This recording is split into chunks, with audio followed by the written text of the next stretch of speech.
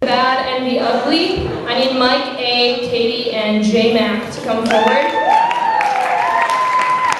And in this game, they're going to give us some advice.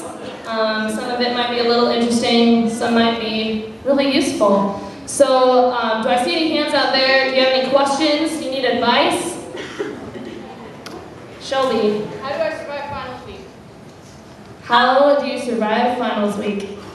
I would just make sure to mix the proper amount of work and fun, and take nice study breaks, but also make sure you cover what you need to. So, and have fun still. Here's the thing, that's all great and everything, but you don't survive. That's what's happening here. You don't survive. You die, and it just all sucks, all right? It just all stinks. So you just need to not study, stay up late, come watch some good comedy, and then everything will be all right. Okay.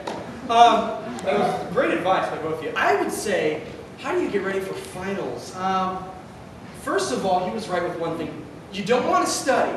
Now, that's a common misconception. Because the more you study, the more you know that you don't know. Right. So studying is out of the question. You go to the final, get up about 5 minutes before the final, go to the final, just kind of jot some things down, maybe draw some things. Is there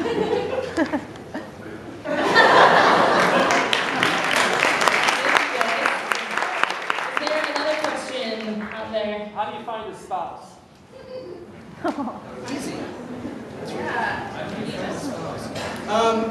I would say, look.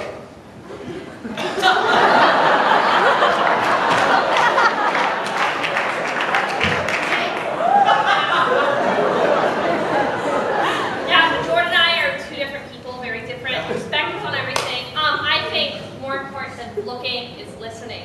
And your spouse should sound like things you like. And I don't just mean like sound like they're happy, sound like they're sad, but think of like your favorite cartoons as a child. The ones you really watch, like that one with the short guy, talk like this. Dexter Laboratory.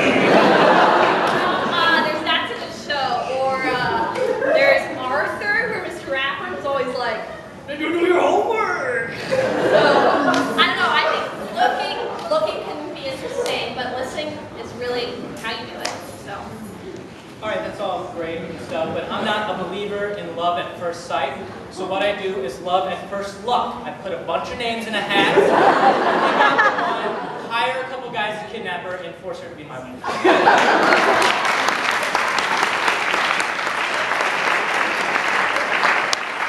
Is there one last question? Where did baby come from?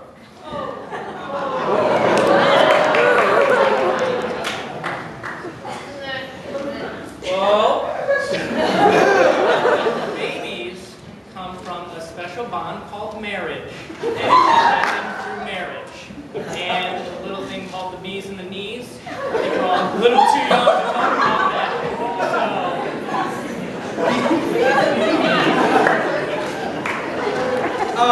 Babies are usually delivered in many ways.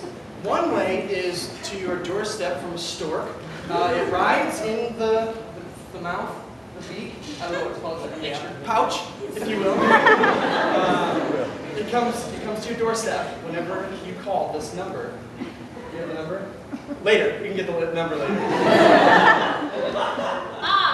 Well, have you been in the lab, or have you been to Snyder? There's doors to it, and there's this one room, and it's like really creepy looking, and you walk in and it's really dark, and then you turn on the light, and it's got all these jars of dead animals everywhere.